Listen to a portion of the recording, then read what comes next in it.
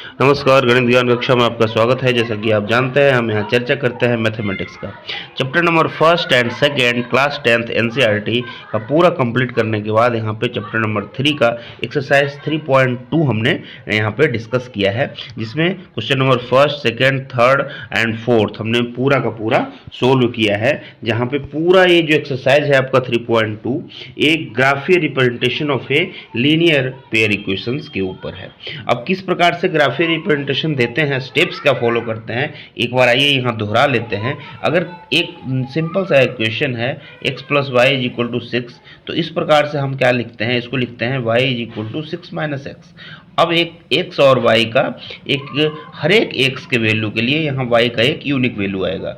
अब x का value अगर 1 रख दिया तो y का वैल्यू 5 आ जाएगा, x का 2 रख दिया तो ये आपका 4 आ जाएगा। तो इस प्रकार से एक टेबल हम बना लेते हैं। अब ये पॉइंट्स हो गए, एक यहाँ पे 3 रहेगा तो ये 3 हो जाएगा। इस तरह से ये पॉइंट हो गए आपके 3 3, फिर आपका 1 5। एक्स वाई का पेयर जो है ये आपका कोऑर्डिनेट के पॉइंट हो गए। अब हम इन पॉइंटों को क्या करेंगे, 3 3 जो भी आया था, जैसे नंबर लाइन इधर ही 1 2 3 लिख दिया, इस तरफ भी नंबर लाइन लिख दिया 1 2 3, इसके नीचे वाला -1 2 3 -1 -2 हो जाएगा, इधर वाला -1 -2 -3 हो जाएगा। यानी दो नंबर लाइन जो है एक दूसरे को कट करते हैं। अब यही एक्सिस बन जाते हैं, एक्स डैश एक्स एक्सिस हो गया, बाई डैश बाई एक्सिस हो गया। अब कोऑर्डिनेट पढ़ते समय भी ये देखे होंगे। तो यहाँ 3 3 एक पॉइंट है, तो 3 इधर और फिर इधर भी 3, तो ये आपका एक पॉइंट हो जाएगा। फिर दूसरा पॉइंट था आपका 1 5, एक 1 रहेगा दूसरा 5 रहेगा, तो x 1 हो गया और बाकी दूसरा 5 हो गया। तो यहाँ 1 2 3 4 5 यहाँ आ जाएगा, तो ये दूसरा पॉइंट हो गया। अब 2 पॉइंट मिनिमम मिल जाए तो इसको अगर मिला देते हैं तो ये पूरा का पूरा x plus y is equal to 6 equation को दर्शाएगा। ये आप यहाँ पे समझिए कि किस प्रकार से हम एक इक्वेशन को जो है लाइन में रिप्रेजेंट करते हैं। मैथमेटिकल रिप्रेजेंटेशन जो इक्वेशन का होता है वो एक लाइन होता है, और एक्स वाइज के जो वैल्यू आते हैं, जो हम टेबल बनाते हैं, वो उस लाइन के पॉइंट को दर्शाते हैं। जैसे ही पॉइंट हमें मिल जाते हैं, उन पॉइंटों को मिला करके हम उसको लाइन में कन्वर्ट कर देते हैं। तो यहाँ पे आइए क्वेश्चन नंबर 5 को देखते हैं कि किस प्रकार से है। Half of the perimeter of rectangular garden, एक रेक्टेंगुलर गार्डन है, इसका हाफ ऑफ द पेरीमीटर क्या होता है, पेरीमीटर होता है 2 इंटू लंबाई प्लस चौड़ाई। तो हाफ ऑफ द पेरीमीटर आपका हो जाएगा 2 इंटू लेंथ प्लस विड्थ है, तो लेंथ प्लस विड्थ हो जाएगा। तो लेंथ प्लस विड्थ यहाँ पे आपका दिया गया है। तो लेंथ प्लस विड्थ मान लिया कि x और y है, x लेंथ है और y विड्थ है, तो x प्लस वाई यहाँ पे दिया गया है। Half of the perimeter of rectangular garden whose length is 4 metre more than its width is 36 metre. Half of the perimeter कितना है, 36 मीटर, यानी x प्लस वाई 36 है। और पहला जो आपका कंडीशन है उसको तो हमने यहाँ लिखा ही नहीं।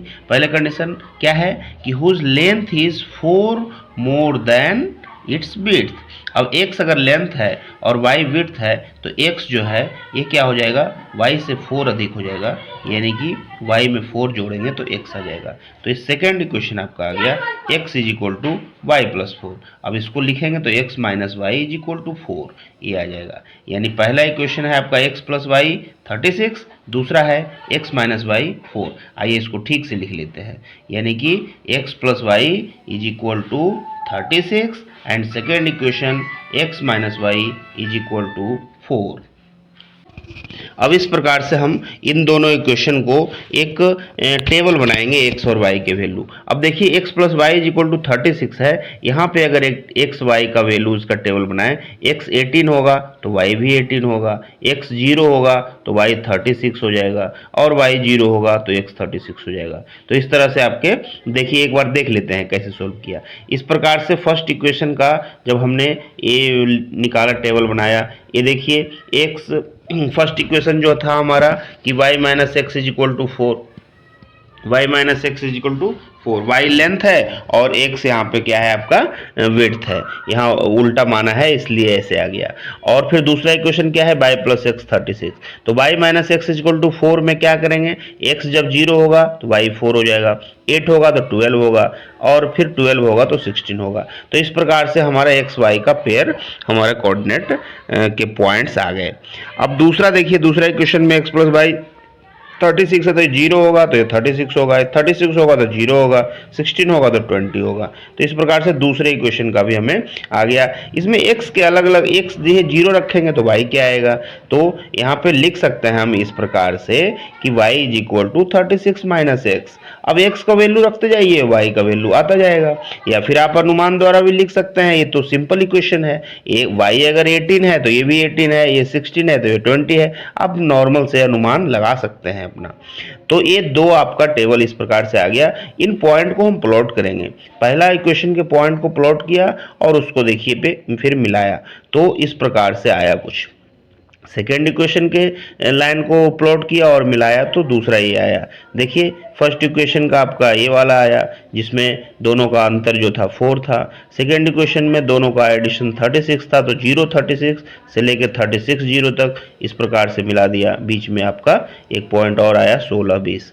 तो इस तरह से आपका दोनों जहाँ पे कट कर रहा है वो इसका जो है कॉमन पॉइंट होता है, जो इस दोनों इक्वेशन को सेटिस्फाई करता है और वही एक्स वाई का जो है वैल्यू हो जाता है, आपका यूनिक वैल्यू हो जाता है। तो यहाँ पे 16 एंड 20 पे जो है दोनों एक दूसरे को काट रहे हैं, तो x का वैल्यू 16 यानी आपका 16 हो गया विड्थ, और y का वैल्यू 20 आ गया यानी 20 आपका लेंथ हो गया। तो लेंथ हो गया 20 और विड्थ हो गया 16 मीटर। अब देखिए इसमें दोनों को जोड़िएगा तो 36 आ जाएगा, और जो आपका लेंथ है वो विड्थ से 4 अधिक है, यानी कि दोनों के दोनों कंडीशन जो है सेटिस्फाई हो रहे हैं। तो यहाँ पे ग्राफियर रिप्रेजेंटेशन द्वारा इस प्रकार से हम इसको सोल्व कर सकते हैं, और लास्ट में हम लिख सकते हैं कि from the figure obtained these lines are intersecting each other at only one point, that is 16 20. Therefore the length and width of the given garden is 20 meter and 16 meter respectively. आगे आइए question number 6 देखते हैं कि given the linear equation, यहाँ पे एक equation दिया गया है आपका 2x plus 3y minus 8 is equal to 0. Write another linear equation in two variable such that geometrical representation of a pair so formed is. पहला है इंटरसेक्टिंग लाइन होना चाहिए, दूसरा है पैरेलल लाइन होना चाहिए, और तीसरा कोइंसाइड होना चाहिए। तो हमने आपको पिछली बार जब चर्चा किया हम, तो यहाँ पे डिस्कस किया था कि जो लीनियर इक्वेशन हमारा होता है वो ax plus b y plus c is equal to 0 के फॉर्म में होता है। अब हम यहाँ पे फर्स्ट इक्वेशन वाले को अगर a1x plus b1y plus c1 is equal to 0 लिखें, और सेकंड को a2x plus b2y plus c2 is equal to 0 लिखें, तो यहाँ पे जो कोफिशिएंट का रेशियोज होता है, यानी कि जो a1 डिवाइडेड बाई a2 होता है और b1 बाई b2 होता है और c1 बाई c2 होता है, इसके बराबर होने पे, बराबर नहीं होने पे और बहुत फर्क पड़ता है, और वही निर्धारित करता है कि आपके जो दोनों लाइन बनेंगे वो किस तरह से होंगे, यानी कि या तो पैरेलल होंगे, या तो दोनों एक दूसरे के ऊपर ही होंगे, या फिर दोनों एक दूसरे को सिंगल पॉइंट पे इंटरसेक्ट करेंगे। तो जब हमने चर्चा किया था कि जब a1 a2 is equal to b1 b2 हो जाता है और is equal to c1 c2 हो जाता है, अगर तीनों बराबर हो जाते हैं तो दोनों लाइन जो है एक दूसरे से कोइंसाइड कर जाता है। आप इसको प्रैक्टिकली करके भी एक ऐसा एग्जाम्पल ले करके देखिए, यहाँ पे 2x plus 3y minus 8 is equal to 0 है, 2x plus 3y minus 8 is equal to 0। अब इसमें क्या कीजिए आप कि सब में 2 से गुना कीजिए, तो 4x plus 6y minus 16 is equal to 0 हो जाएगा। 2 से दोनों तरफ गुना कर दिया, तो ये देखिए इस इक्वेशन में आपका a1 a2 is equal to b1 b2 is equal to c1 c2 हो जाएगा, और ये एक दूसरे के ऊपर संपाती इस तरह से कोइंसाइड किया हुआ लाइन का इक्वेशन हो जाएगा।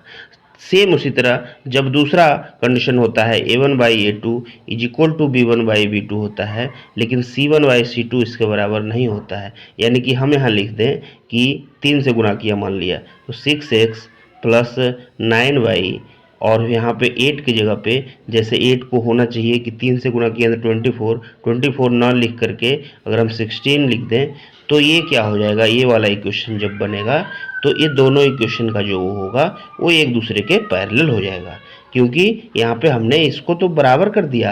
एक्स और वाई के कोफिशिएंट के जो रेशियोज है, हमने कांस्टेंट के कोफिशिएंट के रेशियो को उसके बराबर नहीं किया है, तो ये लाइन एक दूसरे पे कोइंसाइड नहीं करेंगे, ये थोड़ा सा सेपरेशन से जा करके सेम डायरेक्शन में लाइन बनाएंगे, यानी कि पैरेलल लाइन का इक्वेशन होगा।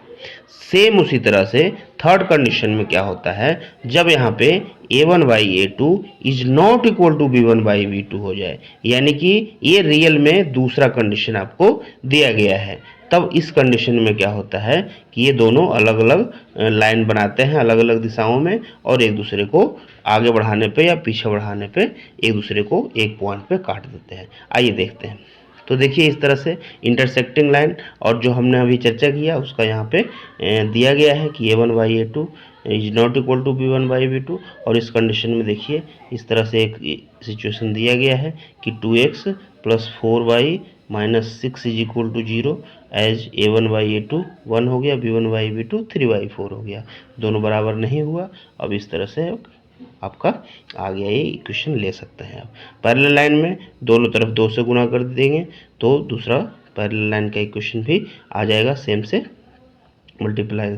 कोइंसाइड में क्या हो जाएगा, पूरा का पूरा देखिए, पूरा 3 से गुणा कर दिया होल को, पूरा इक्वेशन ही वही इक्वेशन है, केवल पूरे में लेफ्ट और राइट दोनों में 3 से गुणा किया हुआ है, तो ये आपका कोइंसाइड वाला हो जाएगा। तो ये देख लीजिएगा एक बार क्वेश्चन